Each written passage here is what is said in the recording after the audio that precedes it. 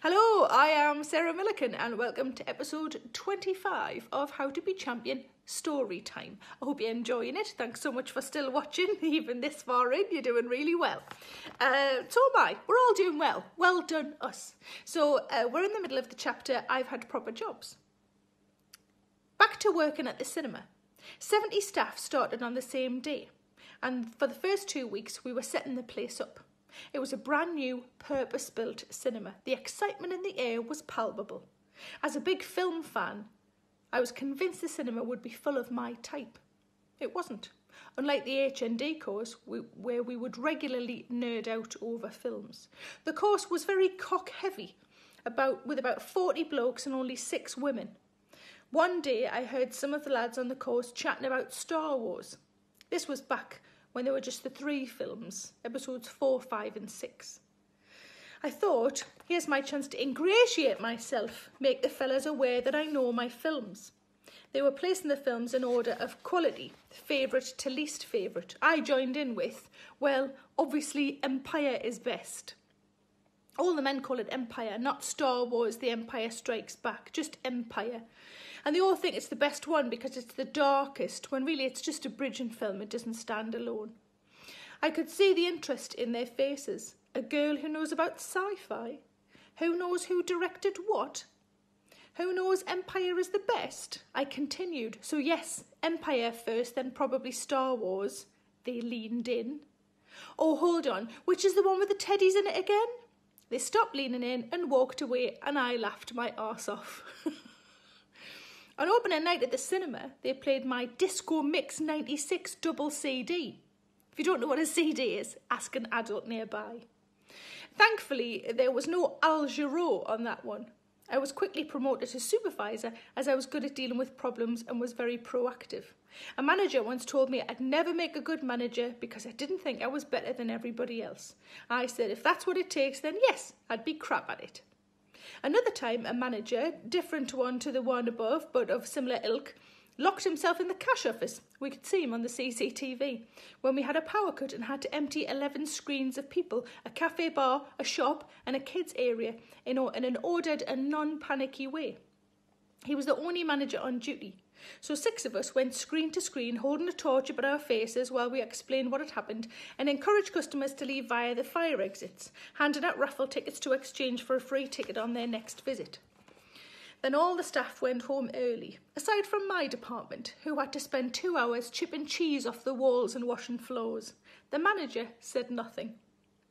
One Boxing Day, I had a taxi booked to take me into work as there was no public transport. The taxi didn't show up.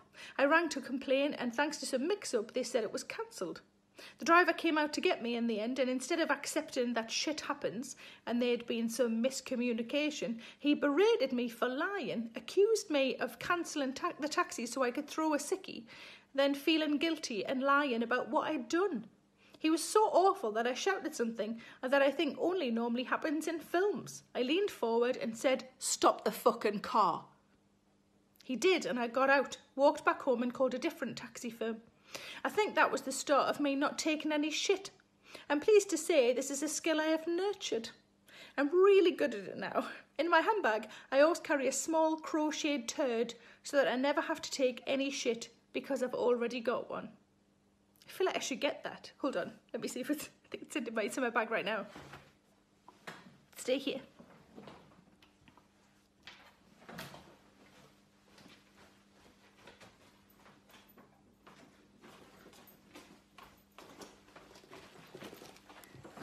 I'm back. Got my bag. Hold on. Oh, sitting on the handle. Is that handle? Strap. There he is. I always bring him so I don't have to take any shit. Already got one. Back to the book. Okay. We had one of those big signs on the side of the cinema. Oh God, I just had a smoothie. Sorry, just had to do a little burp. We had, now I'm bringing up little bits of, it's fine. It was just blueberry and banana and milk. I don't really like milk, and if I make it into what seems like a milkshake, it makes me drink it. We had one of those big signs on the side of the cinema to advertise the films that we had on that week. You know, like one of those aspirational light boxes you can buy now. But ours said Titanic, not do something for yourself today, or more wine, please. I fucking hate aspirational and inspirational signs. They make my stomach muscles tense. Literally, the only exercise I get is cringing. I can wander around John Lewis and get a pretty good workout. You don't have to brush all your teeth, just the ones you want to keep. Cringe. If at first your dog's to see, try doing it the way your wife told you. Sexist cringe. There's a kitchen rules one that is so passive-aggressive, it practically says, eat this or fuck off, but in curly writing. Our massive cinema light box would regularly be spelt wrong, but it was such a fanny to go back up that we just leave it. Some classics included Sphere, spelt spear, and the Nick Leeson story Rouge Trader, obviously supposed to be Rogue Trader. The bad spelling was everywhere. We'd leave work messages for each other on the whiteboard behind the popcorn stand where I worked. My favourite was, deepest apologies, there's a Progita fault in Skinate. And that is the end of episode 25. I hope you have a good rest of day, smiling if you can.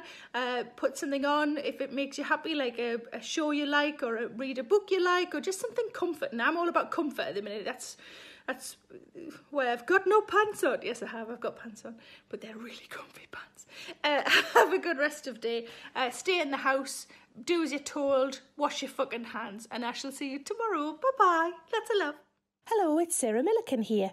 Please make sure you subscribe to my channel to stay up to date with all of my latest videos. Don't forget to like, pop a comment below, and why not stick around to watch a few more?